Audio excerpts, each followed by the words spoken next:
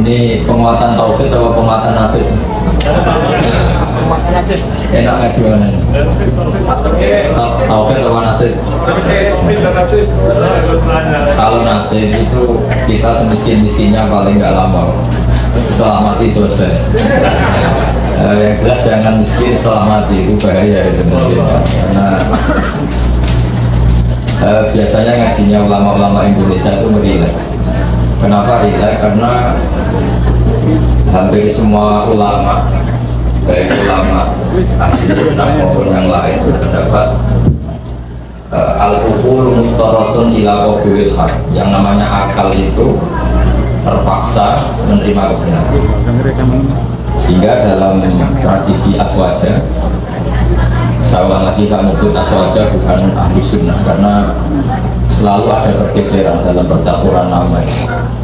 Dulu yang namanya ahli sunnah itu ya ahli sunnah, sekarang kalau kontra syiah pasti namanya sunni. Meskipun di internal sunni ada yang percaya wasilah, ada yang mengharamkan wasilah. Tapi saya tidak mau mendiskusikan itu, saya mau cerita bapak-bapak, ibu-ibu, mbak-mbak yang saya cintai, yang saya hormati. Kebenaran itu sesuatu yang absolut. Karena absolut, maka akal ini pasti menerima. Saya beri contoh yang ringan-ringan saja. Misalnya kita akan bilang bahwa baju saya putih, baju saya ini hitam. Karena itu satu keniscayaan, maka kita tidak perlu memaksa orang untuk mengatakan baju ini hitam, baju ini putih. Begitu juga keniscayaan kalau Tuhan itu harus zat yang qadim. Ya ini relax saja. Kenapa kita katakan qadim? Karena kita punya rumus alam raya ini diciptakan. Di mana-mana pencipta pasti wujudnya sebelum yang diciptakan. Sehingga kita dengan santai menerangkan ke anak-anak Allah itu qadim, hidam. Karena yang diciptakan ini sesuatu yang nyata, seperti langit bumi ini nyata. Nyata itu ya nyata, nyata itu real. Maka penciptanya harus super nyata, yaitu dalam tradisi tauhid kita disebut wajibil wujud. Dan yang pasti eksistensinya wujud. Sehingga kita mulai kecil diajarin alam raya ini diciptakan oleh zat yang wajibil wujud. Sehingga mulai kecil kita dilatih Pak Pemjen menghafalkan sifat berapa? 20 Pak Imron ya? Yaitu wujud, hidam, baqa, mukhalafatul lil hawadits. Jadi sebelum negara itu anti sama paham komunis, paham ateis, ulang lagi ya. Sebelum negara membakukan keantiannya menolak paham ateisme, paham komunisme, itu akalnya orang Indonesia itu sudah menolak paham ateisme.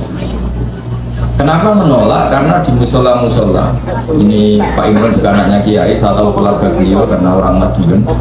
Saya itu bapak saya itu juga ada yang orang Sewulan pondok tertua di mana Madiun, masih saya ini keluarga Basambu Laksem. Siapa? Ya, saya ulang lagi ya. Jadi sebelum negara itu anti paham ateisme itu satu paham orang itu anti Tuhan, bahwa alam raya ini tanpa butuh Tuhan. Sebelum negara punya ketetapan MPR menolak ateisme, komunisme, itu akal kita sudah dilatih menolak. Kenapa dilatih menolak? Karena akal kita tidak bisa menerima. Misalnya hadhil maujudat, terus kamu bilang khalaqahal adam, bahwa langit bumi yang wujud ini diciptakan oleh sesuatu yang tidak wujud. Itu akal sehat mana yang bisa menerima konsep itu? Segoblok-gobloknya kita, meskipun kedunian gue real itu nggak akan terima satu pikiran bahwa alam ini diciptakan oleh ketiadaan. Karena al-adam la yakhluqu syai'an, yang namanya ketiadaan pasti tidak bisa menciptakan. Yang bisa menciptakan siapa? Ya pasti sesuatu yang wujud. Maka pertama sebelum kita tahu sifatnya Allah yang banyak, yang harus diketahui apa? Sifat wujud. Karena sesuatu yang wujud yaitu alam raya pasti disebabkan oleh yang wujud. Sementara paham ateisme mengatakan alam ini dimulai dari ketiadaan. Setelah tiada, tahu-tahu ada. Orang dilatih bilang tahu-tahu. Jadi kira-kira kalau ada apa kotoran ayam ini dari mana? Ya tahu-tahu ada air ya tahu-tahu ada. Kenapa ada jajan? Ya tahu-tahu ada. Itu kan dijak goblok bareng. Maka agama ini tidak boleh jadi penggoblokan, itu tidak boleh. Agama ini di kaum yaqilun, di kaum yatafakkarun, bagi yang mau berpikir, bagi yang punya akal. Nah, dengan tradisi penguatan akidah seperti itu, andai kan negara itu tidak membantu kita anti komunisme, itu akal kita sudah menolak. Akal kita sudah menolak. Tapi alhamdulillah akal sudah menolak, negara juga menolak. Sehingga bangsa Indonesia insya Allah jadi bangsa yang mubarokah, bangsa yang diberkahi. Karena sering ada keselarasan antara keputusan Islam dan keputusan negara. Nah, tapi teori saya begini Pak Bun, jadi saya pernah ke Korea, pernah ke Thailand, pernah ke Malaysia. Kira-kira di era modern, suatu saat negara ini satu dunia, bukan negara, satu dunia ini menjadi globalis, sudah mengglobal. Dan nanti ideologi, akidah, atau pemikiran itu pasti bebas, karena dianggap itu hak asasi manusia. Maka saya minta madrasah sini juga yang lain-lain. Nanti pertarungannya adalah pertarungan logika. Karena negara tidak terlalu bisa diharapkan tadi, misalnya negara Uni Soviet kadung komunis, negara Cina kadung komunis, Korea Selatan juga begitu. Beberapa negara Eropa kapitalisme, dan beberapa negara lain sudah memiliki ideologi tertentu. Kalau kita mengandalkan negara, maka pertarungan akal itu tidak pada semestinya. Tapi kalau kita mengandalkan al-barohin wal hujjah, itu adalah logika yang disebut oleh Allah, qul falillahil hujjatul balighah. Itu maka Islam itu akan nyaman. Saya beri contoh begini, misalnya kita ngajar di Eropa atau di Amerika, kita bandingkan saja, kamu milih Tuhan yang sebelum ada alam raya ini atau Tuhan yang sudah lahir di bumi. Mesti akal sehat mengatakan milih Tuhan yang ada sebelum langit dan bumi. Karena kalau Tuhan yang lahir di bumi, logikanya sama buminya dulu buminya. Bagaimana dia tahu-tahu jadi Tuhan, lahirnya saja dulu buminya. Jadi kita mensyarahkan bingung. Tuhan lahir di bumi, berarti bumi dituhani oleh Tuhan baru. Itu nggak ketemu secara akal. Sehingga Allah itu sering kalau ingin menafikan itu mentidak Tuhankan yang tidak Tuhan, ya. Menafikan itu mentidak Tuhankan yang tidak Tuhan. Itu Allah dengan cara sederhana itu mudah. Jadi dulu yang namanya Jubair bin Mut'im itu adalah mediator kafir Quraisy yang disuruh membebaskan Asra Badrin, tawanan perang-perang apa? Karena dia orang cerdas, dia jadikan mediator untuk nego sama Rasulullah SAW. Ketika nego, kebetulan dia nginep di sana, maghrib Nabi baca surat Wattur wa kitabim mastur fi rabbin mansur wal baitil ma'mur was saqfil marfu, sampai satu logika tentang Tuhan, yaitu ayat am khuliqu min ghairi syai'in am humul khaliqun. Masa alam raya ini diciptakan tanpa sebab? Syai' itu jadi wa indana syai'u huwal mawjud. Masa alam raya ini yang mewujud, yang punya eksistensi, yang wujudnya nyata, kemudian diciptakan oleh sesuatu yang tidak wujud. Akhirnya Jubair bin Mut'im itu mikir, amhumul khaliqun, atau memang kalau kamu nggak percaya Allah itu nggak ada, apa jangan-jangan mereka kalian semua ini yang menciptakan langit bumi? Makanya dipertanyakan Allah, am khalaqus samawati wal ardh. Sampai ada sekian pertanyaan, termasuk Qul ara'aytum ma tad'una min dunillah aruni madza khalaqu minal ardi am lahum syirkun fis sama. Orang-orang yang kamu tuhankan, Lata, Uzza, Hubal, apa ikut berkontribusi saat langit bumi diciptakan? Sehingga pertanyaan-pertanyaan Allah itu menohok. Akhirnya kata Jubair bin Mut'im, Matar Pak Muhammad bin Abdina Sayan, Muhammad tidak meninggalkan akal kita sama sekali. Maksudnya logika tentang Tuhan Lata Uzza itu nggak masuk sama sekali. Karena tadi misalnya, makanya dalam Quran ini yang perlu dikuatkan adalah kita. Karena saya bayangkan setelah nanti dunia ini global, Yang bisa mengawal Islam itu hanya al-barohim wal hujjah, yaitu logika. Karena negara pasti punya sistem, misalnya di luar Indonesia atau di luar Timur Tengah, pasti sistemnya kalau nggak ateisme ya kapitalisme. Maka kata Imam Nawawi, Syekh Nawawi, kebanggaan kita karena beliau orang Banten tapi hidup di Mekah sampai bergelar Sayyidul Ulama'il Hijaz. Itu setiap menafsirkan fa'inna husbawahi humul ghalibun, sama lihat di semua ayat yang di situ diterangkan pasti logika Islam itu menang. Itu diterangkan kata beliau ai bil hujjat wal barohi amma bisaulah falah. Kemenangan Islam itu pasti dengan argumentasi ilmiah. Kalau soal kekuasaan itu tidak mesti. Kita tahu Rasulullah pernah kalah di perang Uhud, dan itu Allah dengan enteng ya, dengan santai ngendikan batilkal ayam nudawiluha bainan nas. Kalau perang itu pertarungan fisik antar manusia, sehingga bisa saja Rasulullah yang hak kadang-kadang kalah, yaitu kayak di perang Uhud. Tapi Rasulullah sebagai pembawa kebenaran, yaitu yang sesuai dengan akal sehat, itu ayatnya ja'al haqqu wa zahaqal batil innal batila kana zahuqa. Jadi misalnya begini, tak beri contoh. Zaid sama Umar misalnya, kata Umar 1 tambah 1 itu 2, kata Zaid 3. Mungkin dalam pertarungan yang bilang 2 itu kalah, mati. Tapi dalam logika 1 tambah 1 2 itu akan menang selamanya lama, karena 1 tambah 1 3 itu batil atau yang mokal.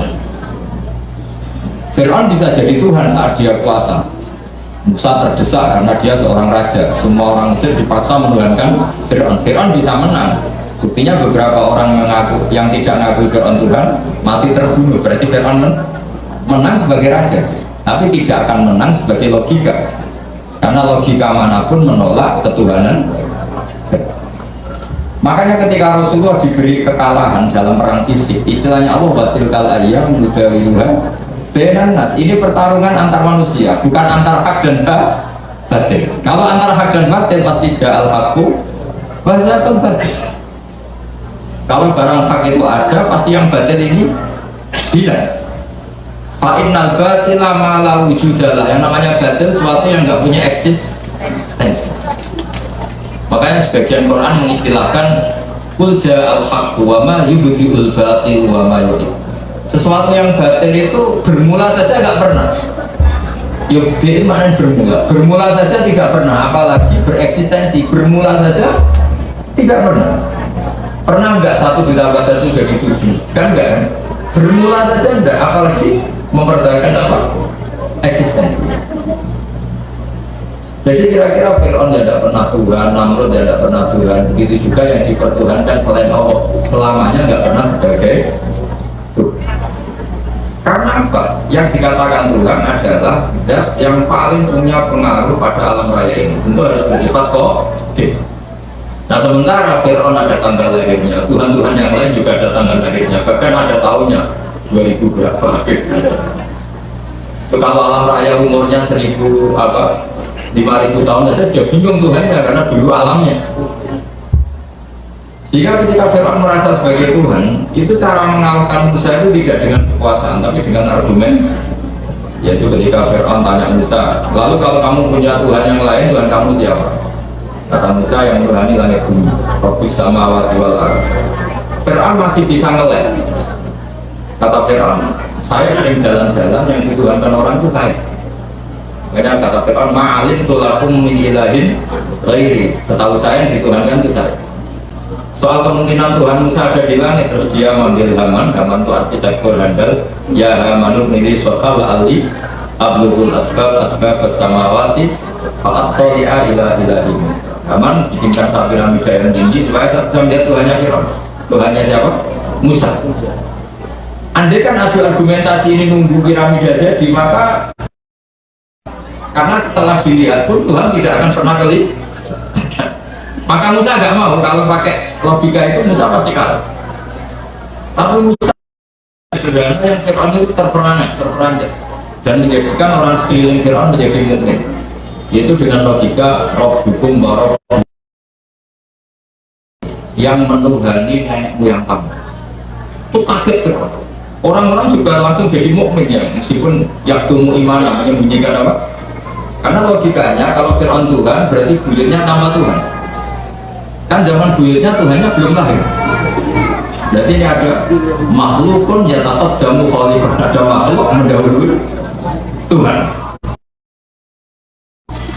Sehingga orang-orang terus mikir, Fir'aun bergerak tenang, pengiran agak di buyut. Kalau di buyut berarti buyutnya tanpa pangeran karena pangerannya datang terlambat. Ya kan Fir'aun kan punya bin. Terus sementara dia yang Tuhan, bapaknya enggak Tuhan, bapaknya enggak Tuhan, buyutnya berarti Tuhan, anak cucu tidak Tuhan. Logika itu tidak masuk. Maka kita mulai kecil di masalah-masalah diajarkan wujud, bidang, gampang saja. Alam raya ini kadung wujud. Kalau kadung wujud, tidak boleh kita punya rumus ini alam yang wujud diciptakan oleh yang tidak wujud. Itu buat akal paling nggak waras pun di gimana suatu yang tidak wujud berperan pada yang wujud.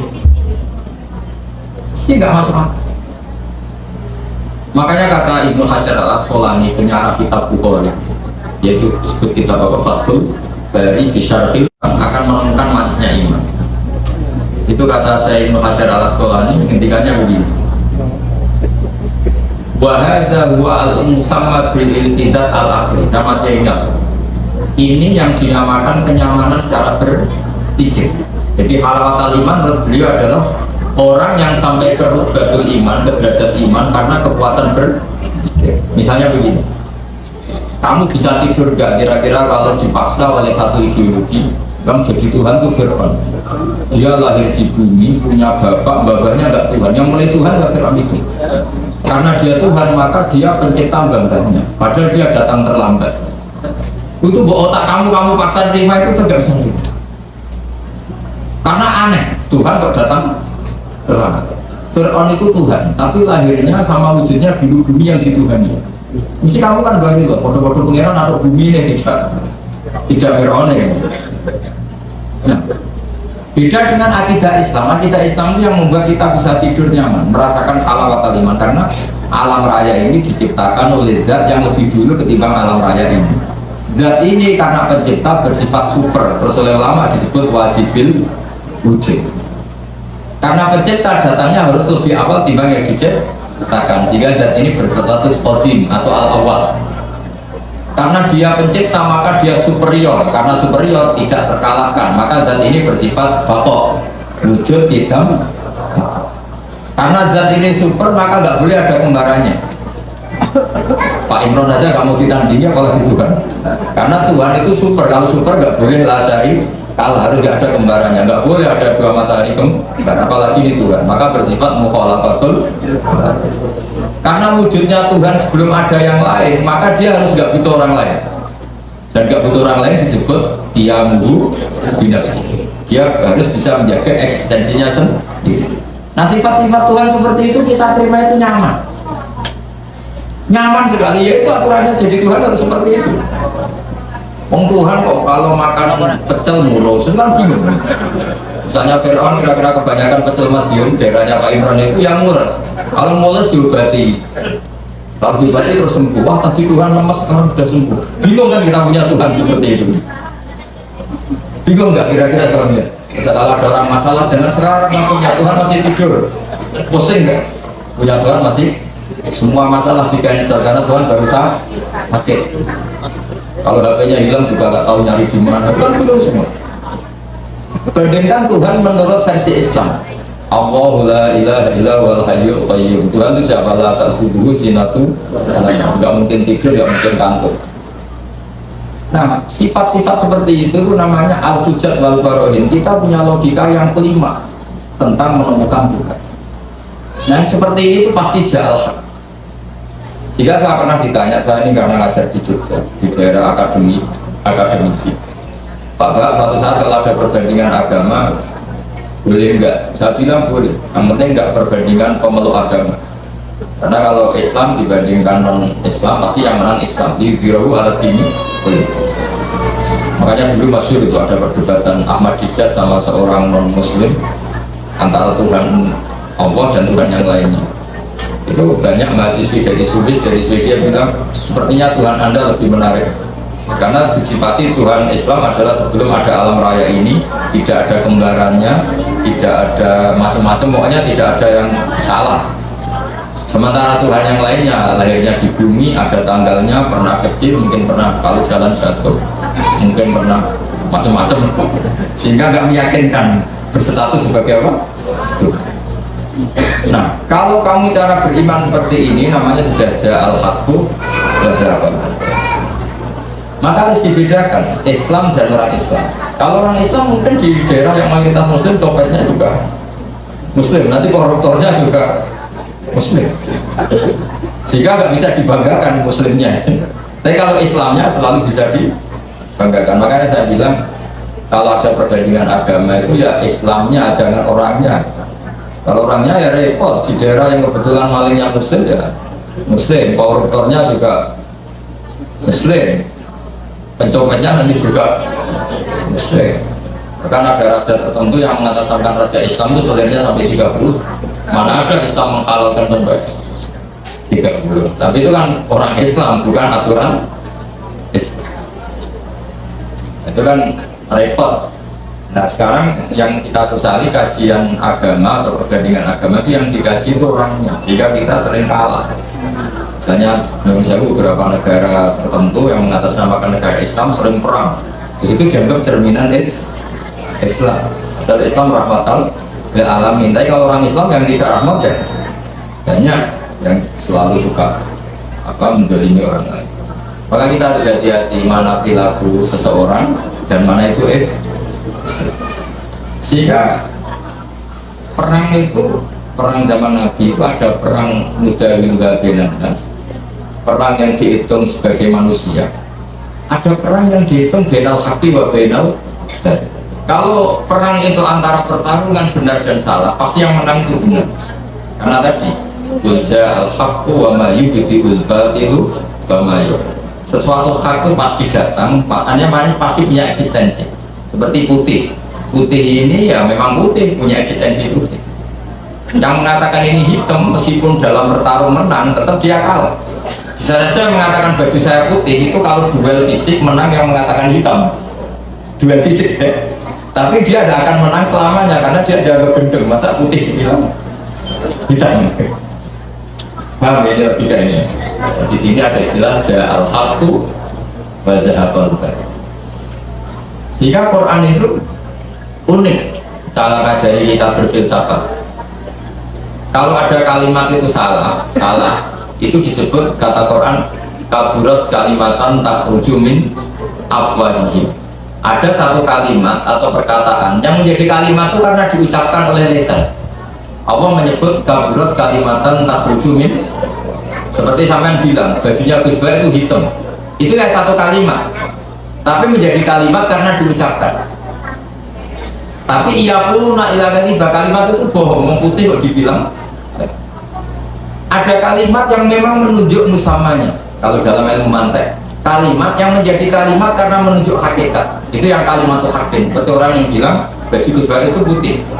Dia menjadi kalimat karena mengatakan sesuatu yang sesuai kenyataan. Jika kalimat tauhid disebut kalimat haqqin alaiha nahya wa alaiha namun itu satu kalimat yang memang hak, memang nyata, memang yang Tuhan itu Allah. Jika mengatakan Tuhan itu Allah adalah kalimat haqqin. Tapi yang mengatakan misalnya Fir'aun itu Tuhan itu disebut kalimatul batil, menjadi kalimat karena diucapkan, bukan karena menunjuk hakikat. Paham ya ini ya? Itu hebatnya Quran melatih kita. Jadi ada kalimat penunjuk kebenaran, ada kalimat menjadi kalimat karena diucapkan. Makanya disebut kaburat kalimatan takhruju min apa? Sehingga kalimat itu punya problem. Problemnya apa? Yaitu sekali salah awalnya, ini diskusi ringan tapi masalah tauhid. Itu kalau salah awalnya akan salah terus. Sehingga Nabi Adam pertama diajari Allah itu tentang penamaan sesuatu, wa'allama Adamal asma. Karena semua kemusyrikan itu dimulai dari salah nama. Ya, dimulai dari misalnya gini, zaman kafir Quraisy atau kafir Arab Jahiliyah dulu, zaman itu bilang ini elata, ini manat, mana dari kata manat, ini berhala pemberi, ini al-uzza, berhala yang agung. Coba kalau dari awal dibahasakan hakikat, oh ini batu Ponorogo, pemahalnya Pak Imron dulu dijual ke sini itu kredit, itu nggak ada sakralnya sama sekali, karena menjadi sakral atau disakralkan karena India illa asma'un samaitumuha antum wa abakum, karena kamu salah memberi nama maka ini mendapat posisi. Jadi ini dikatakan al-manan, pemberi, al-manat, al-uzza. Coba kalau dari awal berhala itu dikatakan apa? Wah ini baju pahatannya siapa ya, harganya berapa? Kalau sudah ada kepikiran menuhankan, terus ketahanannya sampai kapan ya kalau sering kena hujan kena panas? Wah itu kan gak keren sama sekali. Tapi gara-gara salah nama, awas udah mau pisau itu kualat. Kalau udah kamu mandikan kualat, kalau udah kamu sembah kualat. Terus ada teror-teror ini terus akan-akan ini Tuhan. Maka semua kesalahan manusia itu dimulai dari salah memberi nama. Makanya Mbah Mun itu gak suka kalau ada nama salah itu. Termasuk beliau kritik Wong Jawa nak digawe jenenge Ewo. Ewo itu kan ribet. Mana dia dari ribet tenan, darahnya apa? Darahnya apa? Ewo itu makna dari ribet. Makanya ulama dulu itu kalau guyon itu mau lucu-lucunan. Imam Syafi'i itu pernah dikasih tahu orang yang tadi nyudur jenengan, yang sama jenengan dohirnya tadi itu setelah keluar dari jenengan rasani jenengan, berarti dia munafik. Tapi jawab Imam Syafi'i itu lucu, enggak ada apa-apa. Kenapa? Berarti saya wibawa, ngomong di depan saya enggak berani. Jadi dianggap enteng sih. Itu Imam Syafi'i. Diceritain itu sekian orang tetangga kamu itu gak seneng kamu itu gimana kamu Imam Syafi'i? Baguslah kalau gak seneng saya, kenapa? Oh nak seneng malah utang. Masyhur itu makalah Imam Syafi'i. Waman asa ilaika faqat atlaqaka. Orang yang berburuk sama kamu itu artinya membebaskan kamu. Coba orang yang gak seneng kamu pernah gak pinjam mobil? Gak pernah kan? Utang duit? Gak pernah. Justru yang seneng-seneng itu yang kadang-kadang pinjam. Jadi Imam Syafi'i itu menanggapi dunia itu enteng saja. Karena dia tahu bahasa yang benar itu tahu. Jadi enteng ulama dulu itu kan. Ada seorang ulama dulu dia kaya, temannya banyak, ketika miskin jadi tukang manggul pasar, temannya tidak ada yang main ke situ. Diprovokasi sama temannya, sudah kamu miskin, nggak ada yang dimu, berarti kamu dilupakan teman-teman kamu. Jawabnya, baguslah kalau teman saya lupa saya. Kenapa? Kalau mereka ingat terus melihat saya jadi tukang manggul pasar, betapa malunya saya. Baguslah kalau lupa, jadi miskin saya nggak jadi tontonan. Jadi ulama dulu itu segampang itu. Karena ilmunya banyak, jadi kita melihat fakta itu gampang. Ada pembantunya Abu Yazid Al-Bustami itu dikasih uang kira-kira mungkin ya 20 real itu, suruh beli daging, ternyata dagingnya harganya 50 real. Ini nggak cukup, daging naik mahal, maka uang ini nggak cukup. Jawabnya Abdul Qasim Al-Junaidi, Abu Yazid artisu hubistati, artisu hubistati, ya bikin murah saja. Loh, 20 aja nggak cukup, kok dibikin murah. Yang menjadi mahal karena kamu ingin beli, kalau nggak ingin beli kan mahal, ya sudah nggak usah beli. Jadi ulama dulu itu enteng kan? Makanya banyak ulama dulu itu punya istri cerewet, judes tetap jadi wali. Karena kalau istrinya judes itu katanya dia, wah ini tambang pahala. Karena mensabari orang judes itu ibadah. Maka bilang istrinya, monggo teruskan. Nah selama ini kan enggak, kalau istri kita judes kita bilang, oh ini kita lelaki dimarahin istri, harga diri kita dimana? Itu berpikir yang salah. Ini tambang pahala. Tambang apa? Dan kalau judes itu bagus. Kalau rukun malah minta belanja, malah mahal. Coba kalau sedang mesra itu mintanya istri apa? Belanja kan?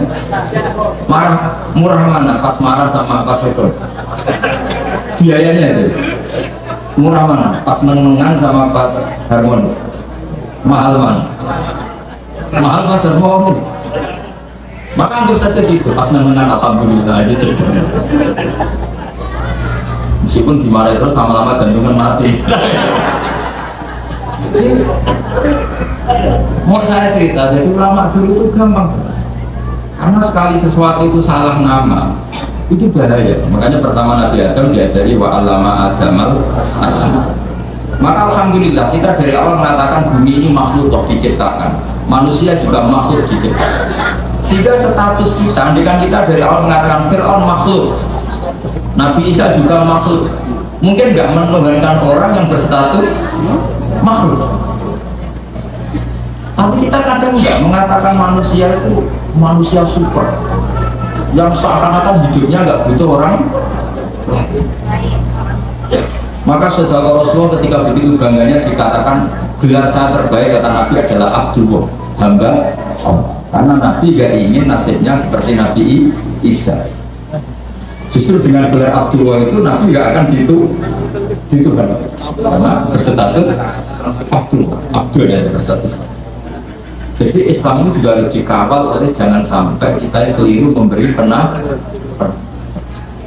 Saya di Jogja sering memberi saran ke bapak-bapak itu, kalau kamu bilang anak, wah ini anak nanti membiayai setelah kuliah, biaya lagi, nikah, biaya lagi, maka kamu lihat anak ini problem. Jadi kalau kamu lihat anak ini penerus sujud saya, penerus kebaikan saya, kalau saya sudah mati, tabungan saya adalah di anak. Saya sujud, anak saya sujud, itu saya sujud, itu saya penyembah Allah, pecinta Rasulullah. Maka melihat anak ini sebagai penerus kebaikan, maka menganggap anak itu penting. Sehingga Allah kalau misalkan anak itu apa? Walladzina amanu wattaba'athum dzurriyyatuhum biimanin. Kita melihat anak itu ini generasi penerus iman saya, ini generasi penerus sujud saya. Maka kita melihat anak ini senang. Tapi kalau dari awal melihat sebagai apa? Beban. Maka terus anak ini problem. Sampai kalau asik kumpul istri terus jadi hamil. Kok hamil padahal saya ada ini. Anak-anaknya sendiri belum hamil padahal saya ada. Apalagi kalau terpaut setahun. Lu anak kok kacek sidik, kesembilan aku orangnya. Jadi ini berbeda. Belum.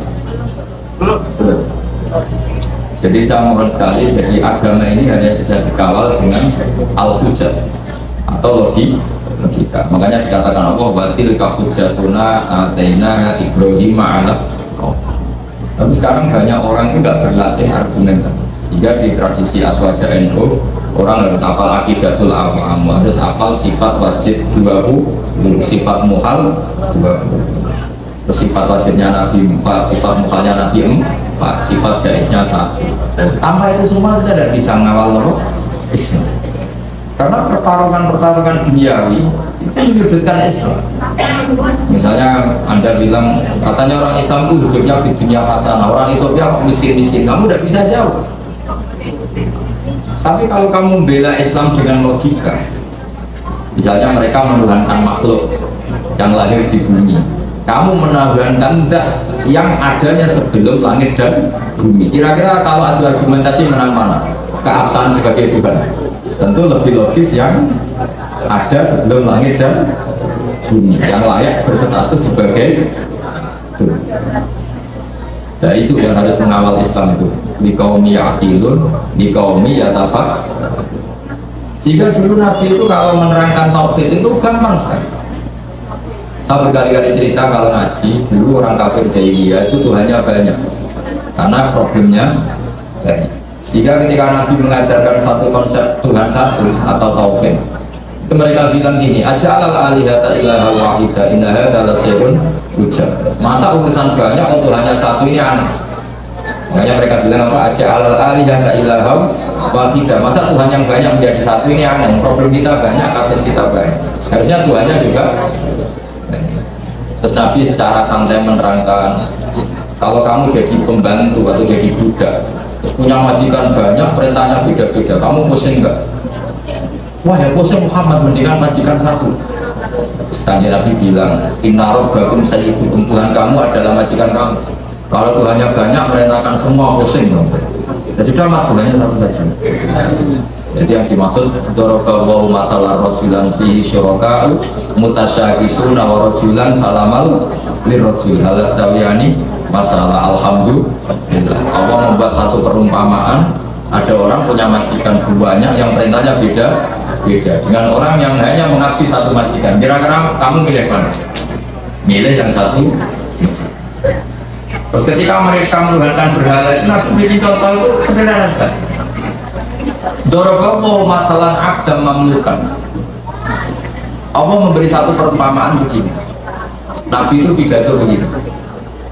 Andaikan ada budak yang buta, sudah buta tuli, kamu mau nggak tak kasih pembantu yang seperti itu? Wah nggak mau Muhammad, pembantu kok malah merepotin. Berarti itu nggak sah jadi pembantu, nggak sah. Kalau jadi pembantu saja nggak sah, kok jadi Tuhan? Yaitu berhala itu kalau potong tangannya terputus ya dibangun lagi. Kalau kotor gimana? Itu kan Tuhan kok repotin. Jadi ada itu makanya disebut waktu kalau masalah rojul ini ahaduma abukam itu nggak bisa ngomong, layak qadiru ala syai'in, melakukan apa saja nggak bisa, wa kalun ala maula, adanya hanya mereka. Jadi Nabi bikin satu logika, kamu mau nggak punya pembantu yang buta, yang bisu, yang tidak bisa melakukan apa? Wa kalun ala maula, yang adanya hanya mereka. Mereka jawab nggak mau Muhammad. Nah sekarang Tuhan kamu yang kamu sembah itu Lata Uzza, itu kan merepotkan. Kalau kotor kamu bukan, kalau ada yang potong terputus kamu tata lagi. Itu logika. Sehingga terus orang kafir Mekah itu iman itu dengan logika. Jadi yang dimaksud lam yakunil ladzina kafaru min ahli kitabi wal musyrikina munfaqina hatta ta'tiyahumul bayyinah. Orang musyrik selalu dengan logika kemusyrikan. Sehingga datanglah al-bayyinah, logika yang begitu jelas. Itu siapa? Rasulun minallah yatslu suhufan mutahharah. Nah sekarang makanya saya minta sama PCNU, sama lembaga-lembaga aswaja NU, jangan pernah melupakan kajian tauhid, kitab-kitab yang diajarkan guru-guru kita, yaitu misalnya kitab Aqidatul Awam, karena ini yang mengawal Islam. Saya pernah di PCI NU Korea, itu mereka tauhidnya mantap, melihat ateis itu kayak melihat kebodohan. Orang kok tidak punya tuh, dan ceritanya aneh-aneh. Itu kalau ada majikannya yang baik, anak-anak NU yang di sana kerja itu minta fasilitas sholat. Itu ditanya sama orang ateis, minta dibeliin berhala enggak? Karena aneh. Jadi, ada yang sholat itu dilihat dari atas ini.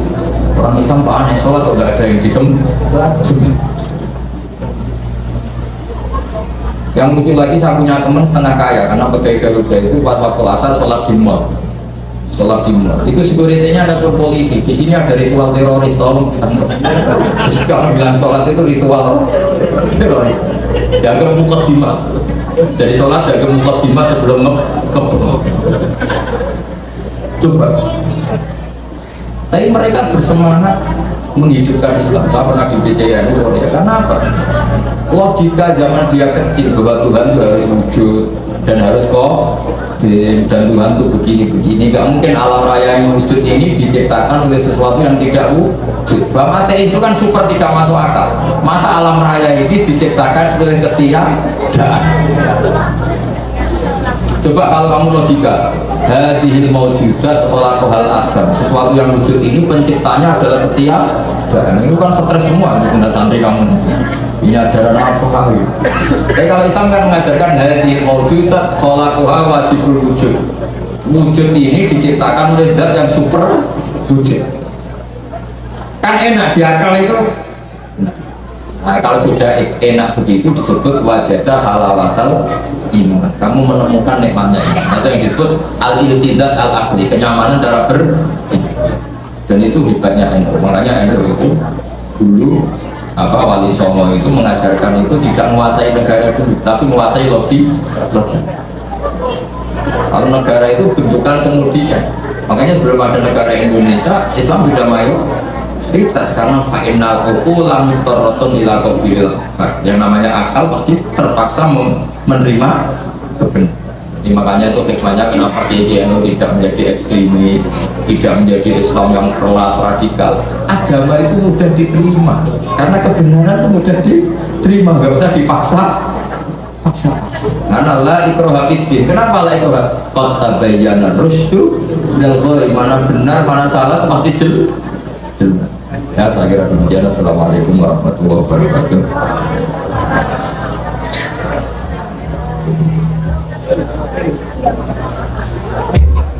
Ayo.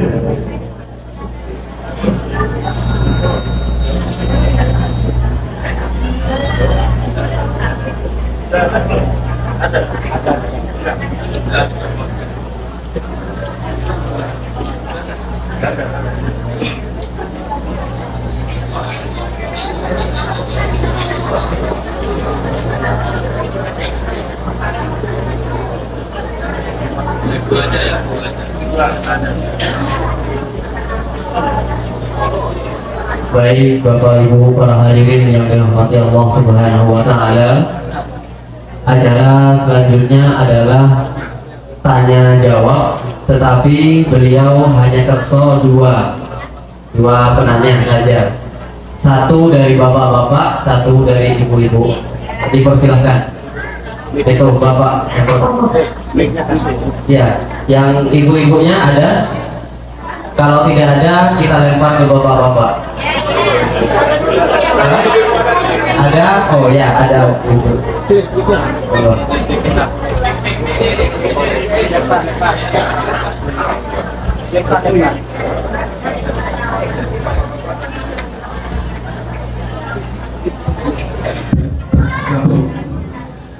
Bismillahirrahmanirrahim.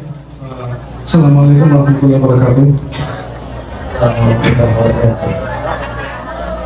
Perkenalkan, nama saya Muhammad Nasir, asal dari Sulawesi Selatan, Makassar.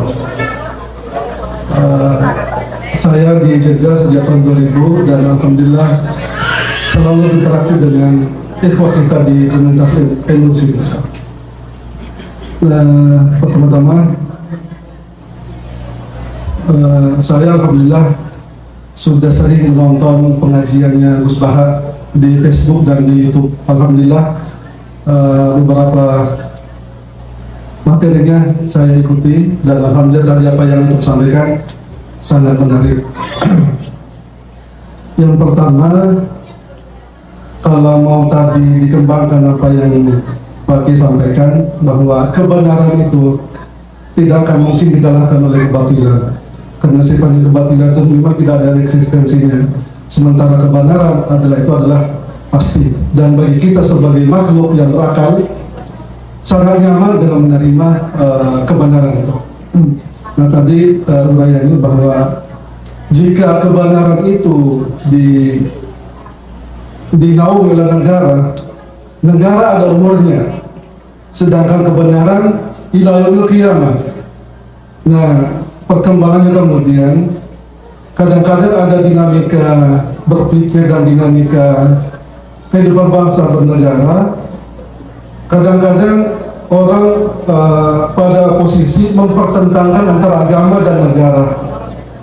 Padahal kalau kita mau runut sebenarnya bahwa sebagaimana manusia adalah makhluk sosial, juga manusia adalah makhluk beragama. Dan juga kelanjutan bahwa manusia itu makhluk sosial membutuhkan sebuah negara. Nah, ketika manusia mempertentangkan antara agama dan negara, yang sebenarnya tidak harus dipertentangkan. Negara menjadi kuat kalau ditopang oleh agama. Dan sebaliknya, kalau agama Pertanyaan intinya apa, Pak? Pertanyaan intinya dipertentangkan dengan agama, maka di sini muncul kesulitan. Misalnya kita di Indonesia, kita sering mendengarkan, kalau mau beragama ke sana ke Arab, jangan di Indonesia, karena Indonesia adalah negara Pancasila. Ini seolah-olah mempertentangkan antara agama dan negara. Nah, ini yang sering kita mendengarkan. Yang seharusnya agama dan negara kan tidak dipertentangkan, saling menguatkan. mungkin Kiai sudah paham maksudnya. Monggo. Mohon pencerahannya supaya kita ini tidak mempertentangkan antara agama dan negara. Boleh tambah satu lagi, Pak Kiai?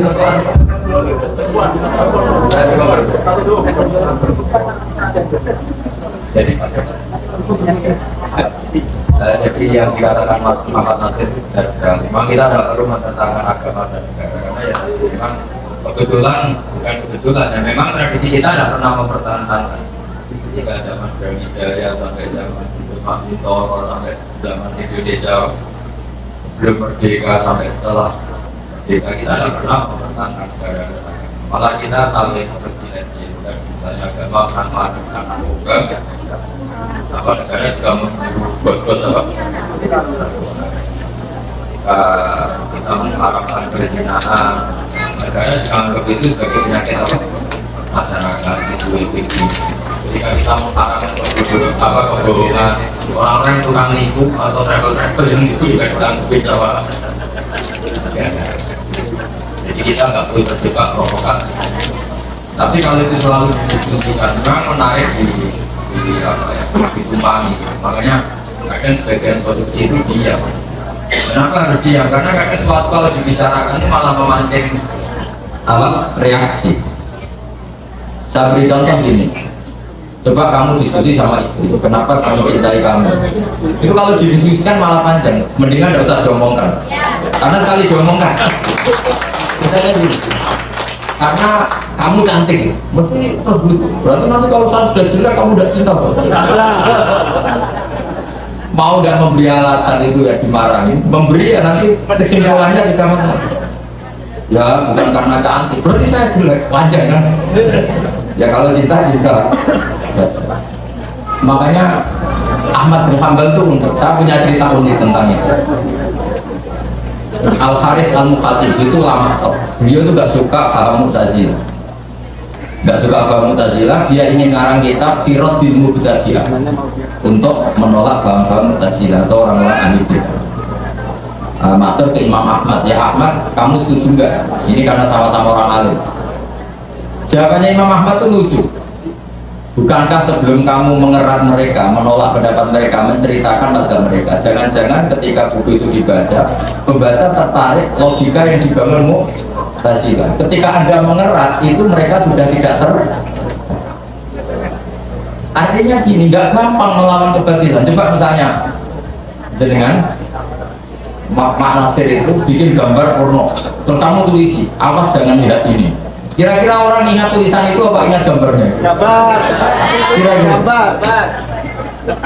Asal tulisannya awas jangan lihat ini atau tidak hindari gangguan ini. Tapi orang nggak ingat tulisan kamu, ingat Gambar. gambar. Nah, diskusi itu kadang memancing seperti itu. Sebenarnya kita cari sinergi negara dan agama niatnya supaya bersinergi. Tapi ketika didiskusikan, itu ada orang yang ingat jeleknya negara atau reputasi pejabatnya pada agama, atau sebaliknya yang beragama menuntut lebih. Semua hukum hududul Islam harus dilaksanakan. Wah, maling itu jangan dipenjara karena hukum Quran harus dipotong atau panjang. Jadi itu resikonya diskusi. Ya tadi, misalnya kamu mencintai anak karena apa? Kalau didiskusikan pasti panjang. Ya ben aku nak tuwa ana sing rumah. Oh, berarti aku digo cadangan to kok. Berarti bapak sebenarnya mencintai diri bapak sendiri sampai bikin anak saja supaya kalau tua ada yang rumah. Kira-kira panjang nggak kalau itu? Panjang. Makanya lama dulu ada tradisi kalau hal-hal yang resiko itu sukut itu nggak usah didiskusikan karena jadi repot. Di sini ada kearifan Al-Quran, la tas'alu an asya intu budalakum tas'alu. Jangan berdiskusi sesuatu yang kalau didiskusikan memancing reaksi. Coba seminar-seminar di Indonesia kalau hubungan negara dan agama pasti geger itu gak ada yang berakhir baik. Tapi kalau jadi perilaku malah baik. Jadi perilaku itu tahu-tahu kita loyal sambil membenahi loyal dan tetap baik. Karena ini yang dibutuhkan itu perilaku bukan diskusi. Ya kira-kira gitu.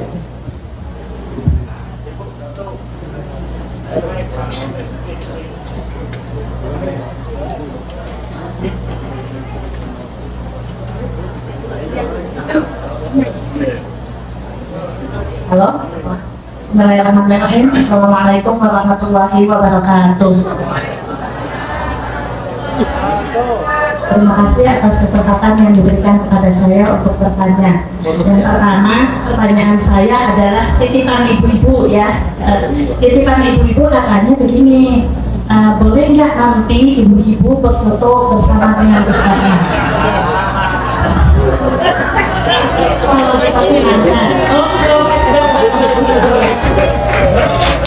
Itu pertanyaan pertama. Pertanyaan yang keduanya adalah, bolehkah saya meminta Gus Daha menceritakan, karena sebagian besar di sini adalah ibu-ibu, menceritakan tentang seorang perempuan yang sangat cantik yang memuja Allah dalam surat Al-Mujadalah atau Al-Mujadilah. Terima kasih. Sekian saja. Wassalamualaikum warahmatullahi wabarakatuh.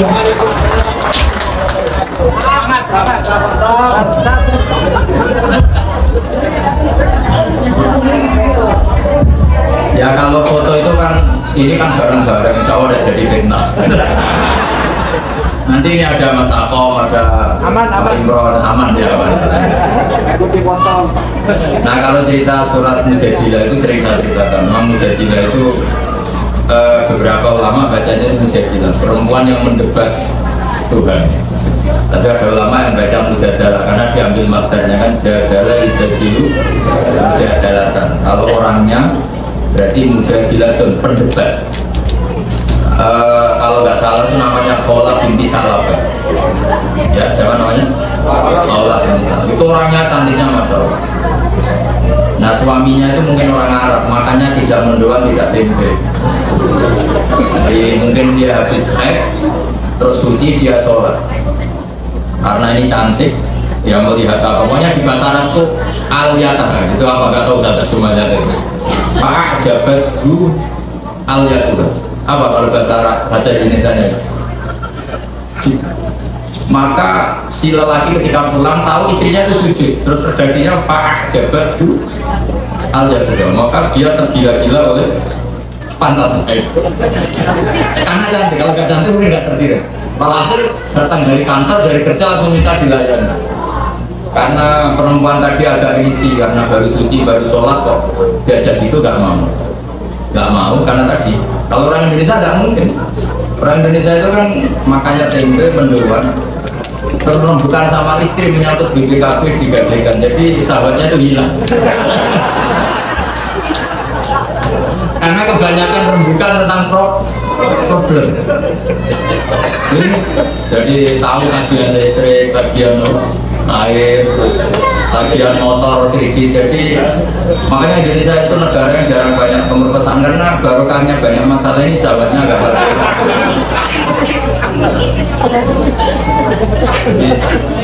Ya coba sama istri itu kan nggak pasti sahabat karena tadi ketemu itu ingat problem. Apalagi tanggal-tanggal bahaya dari ketanya bayar kredit itu bawaannya bentrok saja.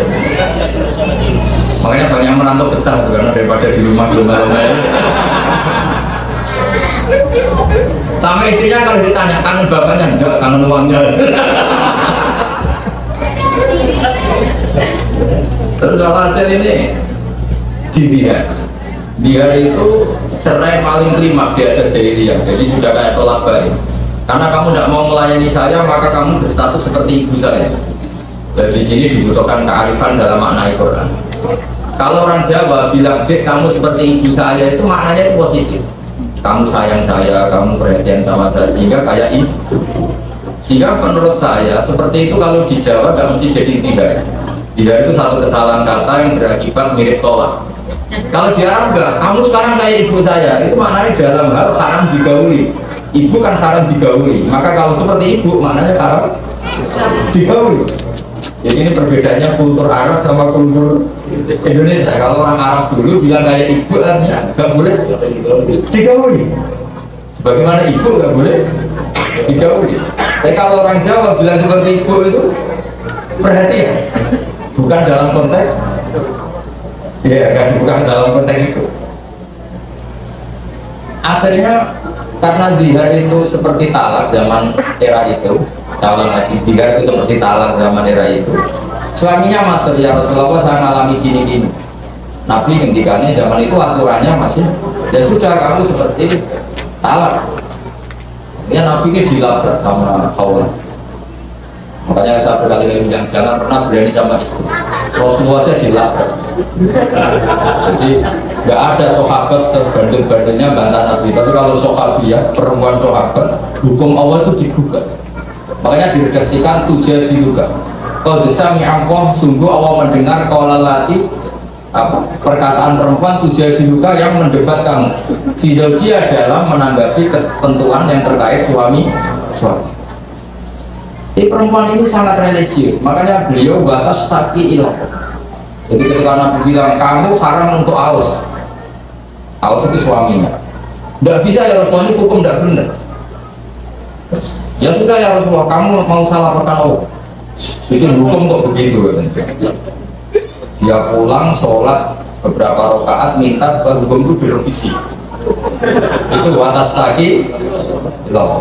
Terus wawal yasma'u tahawurakum, Allah mendengar dua percekcokan itu. Tahawur itu percekcokan yang agak nada tinggi, itu namanya muhawar.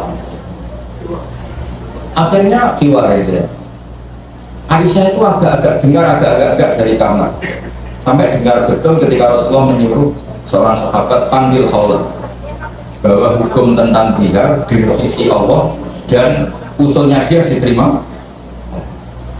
Itu luar biasa. Makanya Khawlah ini kemudian sepuh sekali sampai ajis, sampai tua sekali. Itu ngomongnya ya purno ketika protes Rasulullah. Ya Rasulullah, kalau dia dihukumi tolak ini tidak fair. Kata Rasulullah, kenapa tidak fair? Akal sababiyah. Sekarang saya ini sudah tua. Kalau mencerai saya ketika saya masih cantik, masih muda, gak apa-apa. Ini saya sudah tua atau dicerai. Saya mau dikawin siapa? Kalau masih cantik gak apa-apa dicerai. Itu juara betul sih perempuan tadi ngomongnya ini. Akal sababi wa nasar tulahu batni. Itu dulu nasar tulahu batni. Kalau diterjemah itu gak karu-karuan. Dulu perut saya mulus saya kasihkan dia.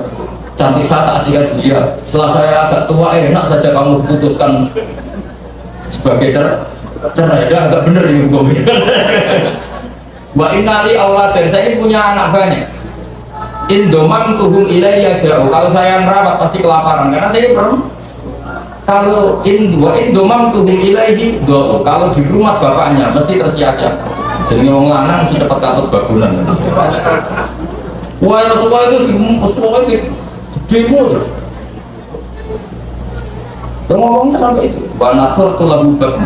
Akala sababi wa nasar tulahu batni. Hatta juga akala sababi kata sampai. Era Sayyidina Umar, orang ini masih hidup. Pernah mencegah Sayyidina Umar ketika sudah jadi Amirul Mukminin di tengah jalan. Umar tuh dengerin sampai waktu dulu mau habis.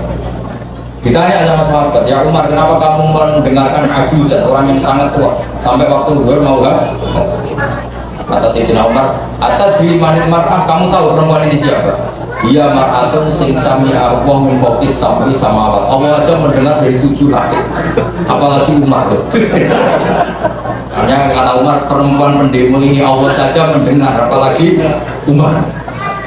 Jadi makanya hati-hati kalau sudah sama perempuan habis. Hukumnya Allah aja bisa direvisi sampai jadi surat Mujadilah. Ini hebat betul. Semoga ini diteruskan oleh istri sampean. Kalau ngamuk sampai tuntas. Itu kata Pak Said, itu kata Pak Azim Muzadi. Berapa profesor yang digoblokkan oleh istri? Karena dia kalau ngomong di kampus itu fasenya bukan main. Sekali ke rumah dibentak, udah ilmunya habis. Ilmunya sudah. Kalau Kak Azim Muzadi misalkan berapa kiai yang digoblokkan istrinya. Mungkin Pak Kojen juga sama siapa? Apa actionnya Pak? Kojen tadi di PLT Kojen ya. Mau itu ya kalau sudah dimarahin tuntas. Pokoknya maksud ya gue nanya Mas, saya takut. Saya nggak ada yang takut. Kalau takut istri boleh lah. Itu mesti pengecualian. Karena apa itu sampai Quran aja nggak, jadi belum ada hukum direvisi. Kayak cerita surat apa? Semua kematian ada demo Rasulullah. Ya karena apa ya? Sayyidina Umar juga pernah demo perempuan, tapi yang ngalah. Umar itu bikin satu proporsi. Kalau mahar perempuan termahal itu sekian, nggak boleh melewati mahar yang diberikan Sayyidina Ali pada Sayyidah Fatimah. Karena kata Sayyidina Umar, kita secara adab, secara tata krama nggak mungkin melangkahi mahar yang diberikan Rasulullah atau Sayyidina Ali kepada keluarganya. Akhirnya ada perempuan langsung bikin, Ya Umar, lesa dari kala kaya Amirul Mukminin. Nggak boleh kamu ngatur-ngatur jumlah mahar. Kalau yang ingin memberi banyak ya boleh. Itu udah wilayah kamu. Padahal tujuannya Umar supaya lelaki itu gampang nikah karena maharnya nggak terlalu apa? Mahal. Dan yang dipakai ukuran tertinggi adalah maharnya Rasulullah dan Sayyidina. Apa dalil kamu kata Umar? Wa ataitum ihdahunna kintoron. Kintoron itu dan kamu telah memberi perempuan kintoron satu harga yang tidak terni.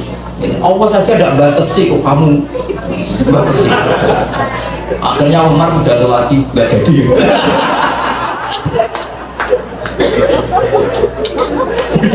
Umar sekarang itu nggak jadi. Dan nanti kalau foto bareng-bareng coba ini sama kiai dia ini berdebat di mata. Saya kira demikian. Assalamualaikum warahmatullahi wabarakatuh.